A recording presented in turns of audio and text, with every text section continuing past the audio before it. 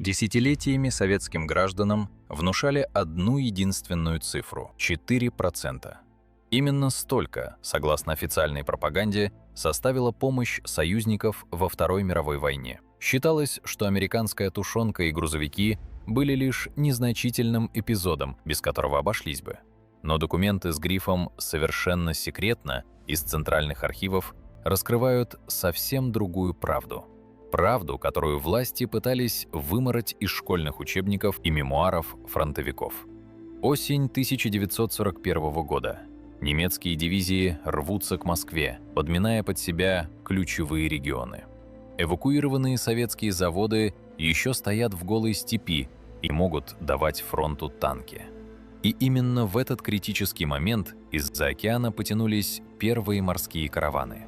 Беспрецедентная в мировой истории программа «Ленд-лиз» официально вступила в силу. Общий объем поставок союзников в СССР превысил 11 миллиардов долларов в ценах 1945 года. В современном эквиваленте это колоссальная сумма. Более 180 миллиардов долларов, почти 20 тысяч боевых самолетов и еще 20 тысяч бронированных танков. Но главное спасение советского государства крошилось вовсе не в броне тяжелых машин, а в том, без чего ни один танк не мог сдвинуться с места на поле боя, и без чего ни один советский солдат не мог сделать и пары шагов по грязи. Логистика, связь, топливо и еда. Вот где решалась судьба всей восточноевропейской компании. Давайте пошагово разберем засекреченные цифры каждого из этих жизненных факторов. Начнем с колес. Советский Союз за все годы войны произвел около 150 тысяч автомобилей. А теперь вдумайтесь в сухую цифру реальных поставок союзников из Нового Света. Соединенные Штаты передали Красной Армии свыше 400 тысяч грузовиков и джипов.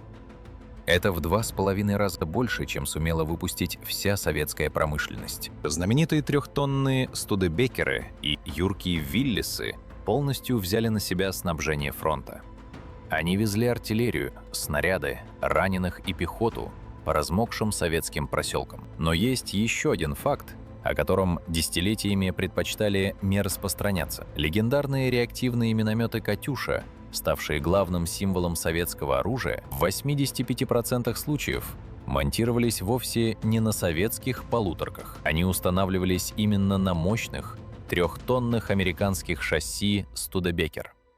На родных советских ЗИС-5 рамы просто гнулись и не выдерживали тяжелой отдачи залпа. А что происходило в это время в небесах фронтовой полосы? Каждый шестой истребитель советской военной авиации был построен в цехах США или Британии. Именно на американской «Аэрокобре» трижды Герой Советского Союза Александр Покрышкин одержал 47 из 59 своих официальных воздушных побед. Покрышкин в мемуарах открыто хвалил живучесть и мощную пушку американской машины. Но в поздних изданиях его книг цензура беспощадно вырезала эти слова. Без американских машин советская авиация просто не удержала бы господства в воздухе. Перейдем к следующему важнейшему пункту – связи и управлению войсками. Без связи полки превращаются в слепую и беспомощную массу солдат. Так вот, 9 из 10 радиостанций в Красной Армии были американского производства. Портативные радиостанции Motorola и прочные полевые телефоны спасали командиров дивизий. Миллионы километров армейского полевого кабеля были привезены напрямую из США. Без этих проводов и раций координация танковых ударов была бы физически невозможна. А как войска получали боеприпасы и пополнение на огромном фронте?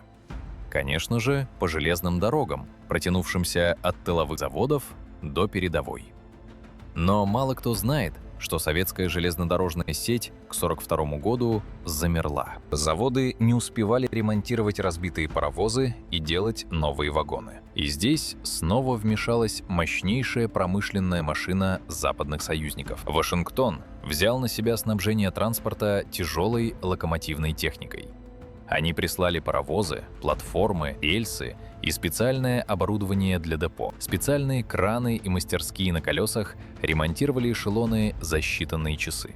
Давайте поглядим на точные статистические цифры железнодорожного снабжения. Цифры, которые после войны советские историки старательно скрывали в архивах. Без этих паровозов снабжение Курской и Сталинградской группировок встало бы.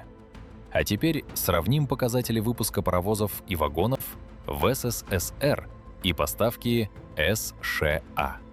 За все годы Великой Отечественной заводы СССР произвели всего 800 локомотивов, а Соединенные Штаты поставили в СССР более 2000 тяжелых паровозов. Это в 2,5 раза больше всего советского военного производства. По грузовым вагонам и платформам разрыв выглядит еще более катастрофическим. СССР выпустил около 1000 вагонов за весь период войны.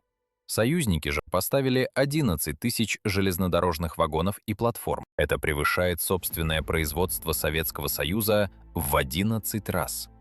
Полотно стальных магистралей тоже держалось на американском металле. Половина всех рельсов, уложенных в СССР с 41 по 45 год, были из США. Представьте, каждые вторые рельсы под колесами советских составов были американскими.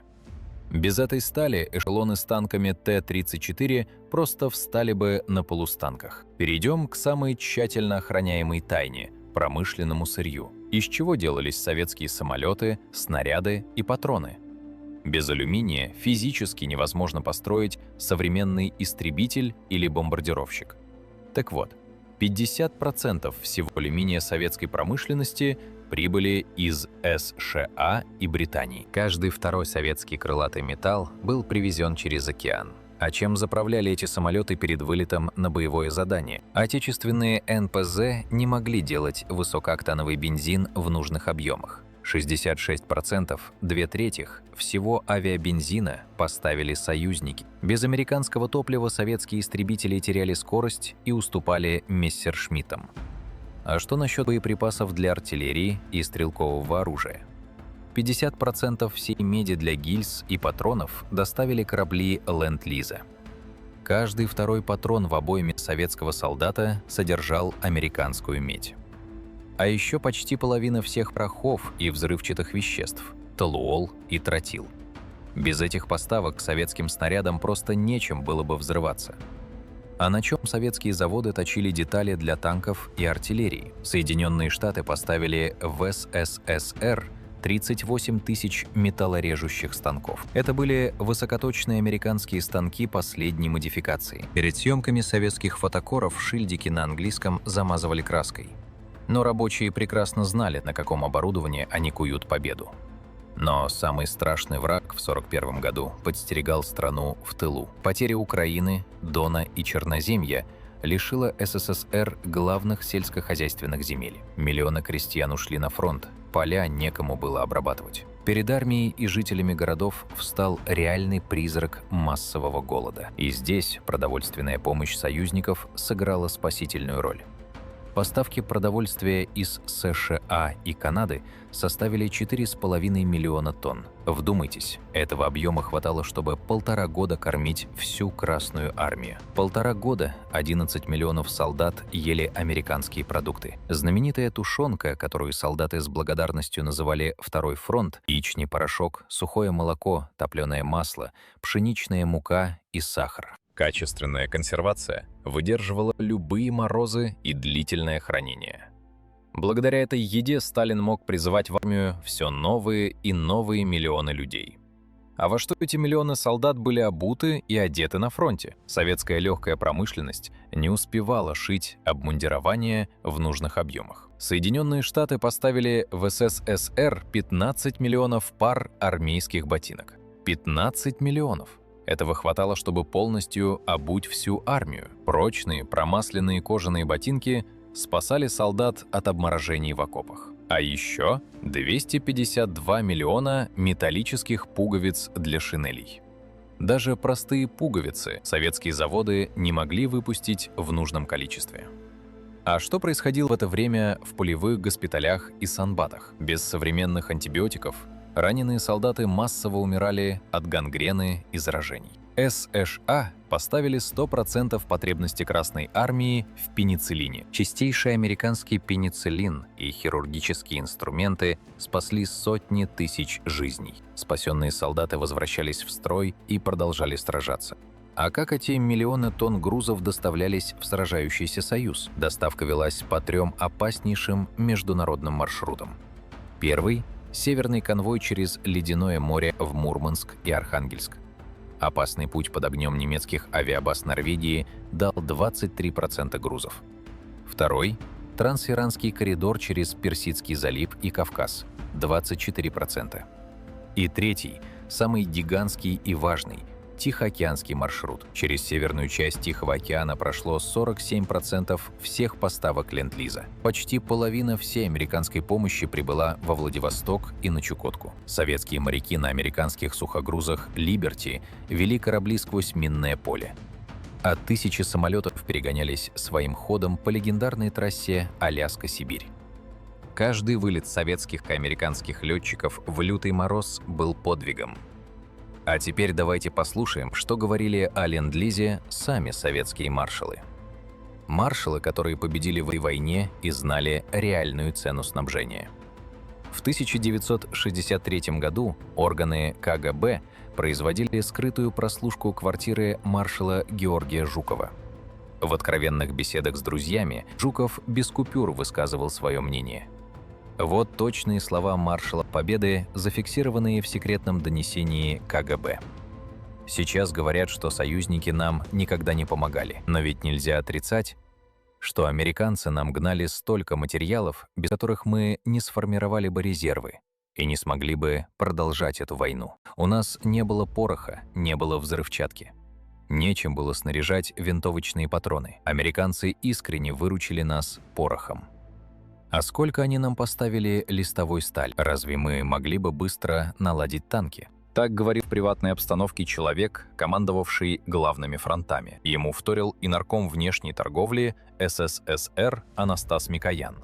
Микоян позже писал: «Осенью 1941 года мы потеряли буквально все. И если бы не Ленд-Лиз, наши танки, авиация и артиллерия встали бы через пару месяцев». Так почему же после победы 1945 года эти факты засекретили? Началась холодная война. Сталинскому режиму нужен был миф о единоличной победе. Союзников превратили во врагов, а их гигантскую помощь урезали до мифических 4%. Упоминать про американские станки, радиостанции и тушенку стало опасным. Фронтовиков, открыто хваливших Студебекеры и Аэрокобры, вызывали на допросы, а долги по Ленд-Лизу Советский Союз отказывался выплачивать десятилетиями. США списали с СССП все военные потери и затребовали оплату только гражданского оборудования. Но Москва затягивала переговоры, отдавая лишь мелкие символические суммы. Окончательный расчет по этим историческим счетам был завершен лишь в 2006 году. Спустя 60 лет после канонады Великой Отечественной войны пришло время подвести объективные итоги этой грандиозной исторической эпопеи. Ленд-Лиз ни в коем случае не умаляет великого подвига советского солдата. Солдаты проливали кровь в окопах Сталинграда, Курска и при взятии Берлина. Но правдивая история показывает, победа была достигнута общими усилиями коалиции. Промышленный гений союзников накормил, одел и дал оружие советским дивизиям. Без этой помощи война продлилась бы еще годы и унесла бы еще миллионы жизней. Знать реальные цифры и документы – это наш долг перед памятью предков. Правда всегда сильнее любых идеологических мифов и временных политических штампов. Рассекреченные сканы донесений КГБ, личные дела и отчеты о поставках мы выложили в нашем официальном телеграм-канале «Хроники власти». Переходите по ссылке в описании под этим видео и в закрепленном комментарии. Подписывайтесь на канал, чтобы не пропустить наши новые исторические расследования. Пишите в комментариях, знала ли ваша семья о реальных масштабах Ленд-Лиза. Расскажите свои семейные истории и поделитесь мнением под этим выпуском. Ставьте лайк, если считаете, что историю нельзя переписывать в угоду политике. Каждая ваша подписка помогает нам открывать новые засекреченные